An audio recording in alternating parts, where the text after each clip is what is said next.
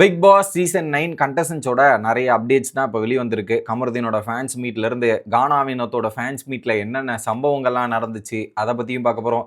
ஆமாம், அப்சராக்கு சபரி மேலே க்ரஷ் இருந்தது, அது சபரிக்கு தெரியுமா? அது தெரிஞ்சதுக்கப்புறம் சபரியோட ரியாக்ஷன் என்னவா இருந்துச்சு அப்படின்றதையும் பார்க்கலாம். திவ்யாவோட அச்சீவ்மெண்ட்டுன்ற மாதிரி நிறைய விஷயங்கள் இருக்குது.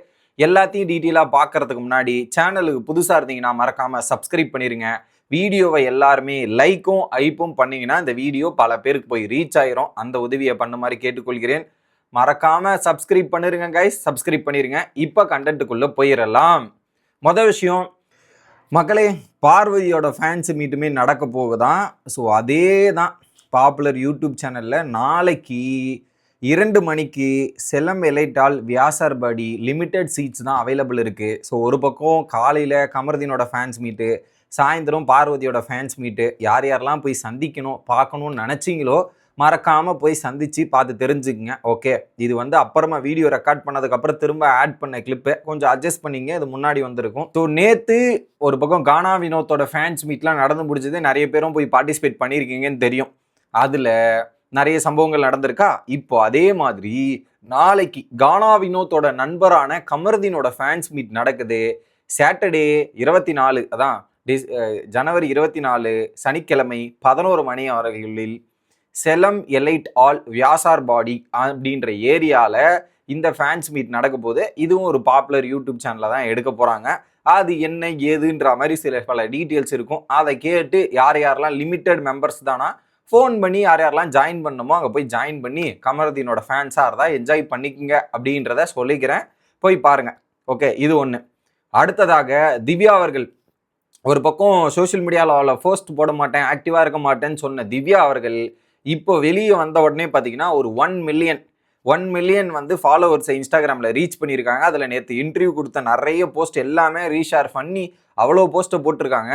அப்போது அதை யார் யாரெல்லாம் அவங்களுக்கு வாழ்த்து தெரிவித்தாங்களோ அவங்க எல்லாருக்கும் போட்டுட்டு ஒரு பதில் போஸ்ட்டுமே போட்டிருக்காங்க திவ்யா அவர்கள். என்ன போஸ்ட்னா, அந்த ஃபோட்டோவில் வின்னிங் ஆர்ட்ஸ் ஃபர்ஸ்ட். ஸோ மக்களுடைய இதயங்களை சம்பாதிப்பது தான் முதல்ல, அதுக்கப்புறம் தான் ட்ராஃபிலாம். எனக்கு மக்கள் கிடைச்சதே போதும், 2வது தான் ட்ராஃபின்ற மாதிரி ஒரு போஸ்ட்டை போட்டிருக்காங்க. ஸோ வேற மாதிரி திவ்யா கலக்கிட்டீர் அப்படின்ற மாதிரி தான் நமக்கு ஒரு ஃபீல் ஆச்சு. இது ஒன்று. ஓகே, அடுத்து சுபிக்ஷா அவர்கள் எக்ஸ் தளத்தில் ஃபஸ்ட்டு அவங்களுடைய ஒரு ஃபோட்டோ போட்டிருக்காங்க. பிளாக் கலர் சாரி மாதிரி ஆப் சாரி. அதை போட்டுட்டு என்ன சொல்கிறாங்கன்னா, ஹலோ எக்ஸில் ஹலோ மக்களே, ஐ எம் மீனவ பொண்ணு Subi from Thoothukudi. My first post on Twitter, keep support. Already Bigg பாஸ்ல சப்போர்ட் பண்ண எல்லா மக்களுக்கும் ரொம்ப நன்றி அப்படின்றத சொல்கிறாங்க. ஸோ எக்ஸ் தளத்தில் இப்போ தான் புதுசாக வந்திருக்காங்களாம். ஏன்னா எக்ஸில் தான் ஏகப்பட்ட சண்டைகள், சச்சரவுகள், டிபேட்டுன்னு நிறைய விஷயங்கள் நடக்கும். ஸோ நானும் எக்ஸ் தளத்தில் வந்துட்டேன். ஏன்னா அப்படி எக்ஸில் வந்தால் தான் நிறைய ஃபேன்ஸ் மீட்டோட ஃபேன்ஸ் கூட பேச முடியும். இந்த மாதிரி நடக்கும். ஏன்னா வர இப்போ ஃபேன்ஸ் மீட்லாம் முடிஞ்சதுக்கப்புறம் ட்விட்டரில் பல போர்க்களமே வெடிக்கும். இப்போ இந்த சீசன் 9 பார்ட்டிசிபேட் பண்ண நிறைய கண்டஸ்டன்ஸ் எக்ஸ் ஸ்பேசஸ்லாம் பேசுவாங்க. அதுக்கு எக்ஸ் தேவைப்படுது. ஸோ அதனால் நானும் களத்தில் குதிச்சுட்டேன் அப்படின்ற மாதிரி களத்தில் குதிச்சிருக்காங்க சுபி அவர்கள். அடுத்து அமித் அவர்கள் நேற்று முட்டாள் அப்படின்றதுக்கு ஒரு எக்ஸ்பிளனேஷன் பண்ணி அவருடைய சோஷியல் மீடியாவில் வீடியோ போட்டிருந்தார். அதுக்கு ஒரு ஸ்டோரியை நரேட் பண்ணியிருந்தாரு. கடைசியில் பார்த்தீங்கன்னா அந்த ஸ்டோரியோட விளக்கத்தை கொடுத்ததே கனி அவர்கள் தான் அதை எக்ஸ்பிளைன் பண்ணாங்களாம். அது ஒரு புதிய முயற்சி, இந்த ஒரு மீனிங்கை தெரிஞ்சுக்கன்ற மாதிரி கனியை அப்படியே டேக் பண்ணி அவர் போட, கனி அதுக்கு ஒரு நன்றி சூப்பர் அப்படின்ற மாதிரி அவங்க போடன்ற மாதிரி சில பல விஷயங்கள் இப்படி ஒரு பக்கம் நடந்துட்டு இருக்கு. ஓகேவா?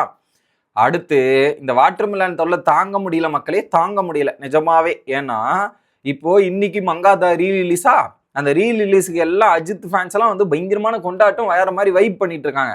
இதுக்கு நடுவுலையும் நான் போய் ரீல் பண்ணுவேன், வாட்டர்மெலன் ஸ்டார்னா யாரா நீங்க, நான் அப்புறம் தான்டா படமே அப்படின்ற மாதிரி அங்கே போயிட்டு அவர் என் வாழ்க்கையில் ஒவ்வொரு நொடியும் ஒவ்வொரு நிமிஷமும் நானா செதுக்குனதுடா அப்படின்ற மாதிரி டயலாக் முன்னுக்கு பின்னருக்கும், அதை மன்னிச்சிருங்க. அங்கே போயிட்டு அந்த டயலாக் போயிட்டு அவர் பர்ஃபார்மன்ஸ் பண்ணுறாராம். இதை பல பேர், அத்தனை பேர் வீடியோ ரெக்கார்டு வேட எடுக்கிறாங்க. ஓவர் பில்டப் கொடுக்காதீங்க, ஆல்ரெடி அவர் வேற நல்லா தற்பெருமை கொடுப்பாரு. இதில் நான் போனதால தான் இது வெளியே போயிட்டு இப்படி சொல்லிட்டு போகிறான் அந்த ஆள். என்னன்னா, நான் போனதால தான் அஜித் படத்துக்கு கூட்டம் வந்துச்சு, அவருக்கே படத்துக்கு ஆள் இல்லை, வாட்டர்மெலன் ஸ்டார் வராருன்னு தெரிஞ்சு அந்த தேட்டர் ஃபுல்லாக கூட்டம் கூடிடுச்சுன்ற மாதிரி பில்டப் பண்ணாலும் பண்ணிடுவாயா, உங்களுக்கு தெரிய மாட்டேங்குதே அப்படின்ற மாதிரி தான் நமக்கு இருந்துச்சு. இது ஒரு பக்கம் நடந்துட்டு இருக்கு. என்னென்ன நடக்க போகுதுன்னு தெரில. இது ஒரு பக்கம். அடுத்து என்னன்னா இவரு விக்கல்ஸ் விக்ரமோட வீடியோ கிட்டத்தட்ட ஒரு 14 நிமிஷம் 20 செகண்டு யூடியூப் சேனலில் போட்டிருந்தாங்க. அதில் விக்கல்ஸை வரவேற்கிறதுக்கு முன்னாடி ஃபேமிலி விக்கல்ஸை பற்றி என்னெல்லாம் நினச்சிட்டு இருந்தாங்க, அவரை வரவேற்கும் போது அவங்களோட உணர்வு என்னவா இருக்குது அப்படின்ற மாதிரி அந்த ஃபேமிலி எக்ஸ்பிளனேஷன், அக்கம் பக்கம் உறவினர்கள் எல்லாம் பேசினதாக இருக்கட்டும். அதுக்கப்புறம் விக்கல்ஸ் வந்ததுக்கப்புறம் ஆட்டம் பாட்டம் கொண்டாட்டம்ன்ற மாதிரி டான்ஸ் பண்ணிக்கிட்டு கேக்லாம் வெட்டி அவர் வீட்டுக்குள்ளே போனதாக இருக்கட்டும். அங்கே போயிட்டு எனக்கு அந்த பர்டிகுலர் செக்மெண்ட்லேயே எனக்கு ரொம்ப பிடிச்சிருந்தது. அந்த கடைசி ஒரு 30 செகண்ட்ஸ் அந்த நாய் கூட விளையாடினதும், நாய் அங்கே வந்து ரியாக்ட் பண்ணதும், அதெல்லாமே பார்க்குறதுக்கு ரொம்ப செமையாக இருந்துச்சு. அந்த ஒரு மூமெண்ட் எனக்கு ரொம்ப பிடிச்சிருந்தது. அதை யாராவது பார்க்கலன்னு நினச்சிங்கன்னா போய் பாருங்கள். கிட்டத்தட்ட அது 2 லட்சத்துக்கு மேலே வியூஸ் போயிட்டுருக்கு. அந்த அளவுக்கு ஒரு ட்ரெண்டிங் வீடியோவா விக்கல்ஸ் விக்ரமோட அந்த செலப்ரேஷன் வேற லெவலில் வைப் ஆகிட்டு இருக்கு மக்களே. இது ஒன்று. அடுத்ததாக நம்ம கானா வினோத்தோட கிரைட்டீரியா பக்கம் போயிடுவோம். கானா வினோத்தோட ஃபேன்ஸ் மீட் நேற்று பயங்கரமாக நடந்துச்சா, கோலாகலமாக வேற மாதிரி இருந்தது. ரெஸ்பான்ஸ்னா அப்படி இருக்கணும்யா. உண்மையான டைட்டில் வின்னரை விட ரெஸ்பான்ஸ் கானா வினோத்து கூட்டம் கூட இருக்கு பாருங்க, அந்த அளவு கூட்டம். ஏன்னா ஸோ அவரு டைட்டில் வின் பண்ணியிருந்தா கூட இவ்வளோ கூட்டத்தை சம்பாரிச்சிருப்பாரான்னு தெரில.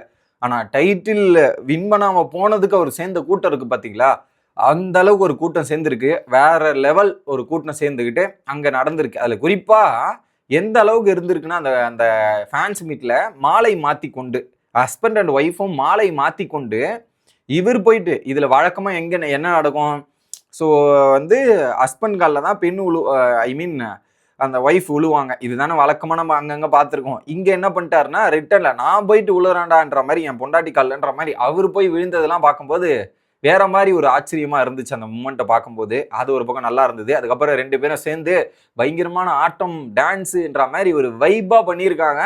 நல்லா இருக்கு அந்த 2 பேரோட செக்மெண்ட்டு. அடுத்து அமித், நான் சொன்னேனா இல்லையா, கானா வினோத்னா அமித் போகாமல் இருப்பாரா, கானா வினோத்தும் அமித்தும் போயிட்டு அங்கே வேற மாதிரி வைபிங் செஷனும், அவங்க 2 பேர் மெய்யழகன் காம்போ இருக்கு இல்லையா, அதை பேஸ் பண்ணி ஃபோட்டோஸ்லாம் நிறைய செக்மெண்ட்டாக போட்டிருக்காங்க போல. அதை 2 பேரும் பார்த்து மாற்றி என்ஜாய் பண்ணி அந்த மூமெண்ட்டை ஷேர் பண்ணதையும் நம்மளால பார்க்க முடிஞ்சுச்சு. அது முழு கிளிப்ஸ்லாம் வரல, பட் அக்கம் பக்கமாக கிளிப்ஸ் எல்லாம் கலெக்ட் பண்ணி சொல்கிறேன். இந்த ஒரு விஷயமும் நல்லா இருந்துச்சு, அமித் மற்றும் கானா வினோத்தோட பார்ட்னர்ஷிப்.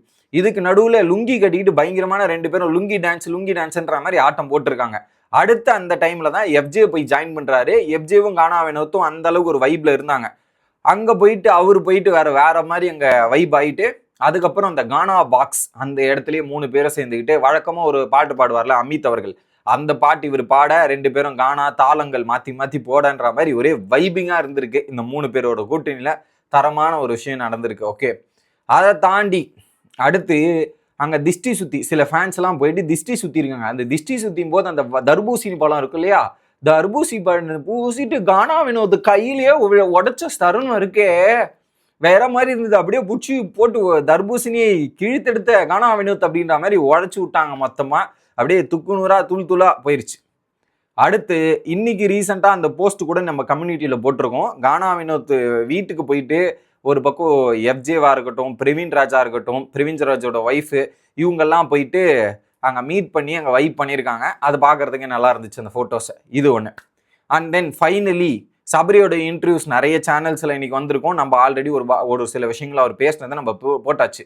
இதில் ஒரு விஷயம் என்னென்னா, சபரி கல்யாணம் பண்ணிக்கிறதுக்கு ரொம்ப ஆசையாக தானா, லவ் பண்ணி கல்யாணம் பண்ணி இன்னும் நிறைய வெயிட் பண்ணிருக்காராம். பட் இப்போ அதுக்கான டைம் இல்லை. இப்போ நான் வந்து என்னோட கரியர் வைஸ் ஃபோக்கஸ் பண்ணிருக்கிறதால கண்டிப்பாக நடக்கும் அப்படின்றதையும் சொல்லிட்டாரு. அப்படி நடக்கும்னும் போது ஃபுட்டேஜ் காட்டுறாங்க. அப்சராவுக்கு வந்து இவரு மேலே இருந்ததுல சபரி மேலே அந்த க்ரஷ், அதை காமிக்கும் போது ரம்யாவும் திவ்யாவும் ஒன்று பேசியிருப்பாங்களே, அந்த செக்மெண்ட் தான்.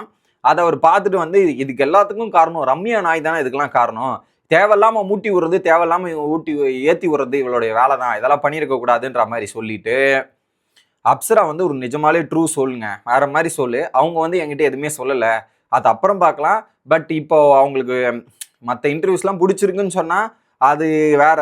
ஸோ அவங்க சொன்னாத வரையும் நம்மளால் எதுவுமே பேச முடியாது. நேற்று கூட குரூப் வீடியோ கால்லாம் பேசணும், அந்த மாதிரி எதுவுமே தெரியலன்ற மாதிரி சொல்லிடுறாரு. ஸோ இதில் ரம்யாவாக உருவாக்குனது இல்லை, அப்சராக்கு அந்த ஒரு ஃபீல் இருக்குது. பட் அவங்க ஓப்பனாக கன்ஃபெஸ் பண்ணுறதுக்கு பயப்படுறாங்கன்றது தான் பாயிண்ட்டு. பட் தெரில அது எங்கே போய் முடிய போகுதுன்ட்டு. பட் இதுக்கு சபரி எதுவுமே பதில் சொல்லலை. அது அவங்க சொன்னால் அப்புறம் பார்க்கலாம் அப்படின்ற மாதிரி தான் இருக்காரு.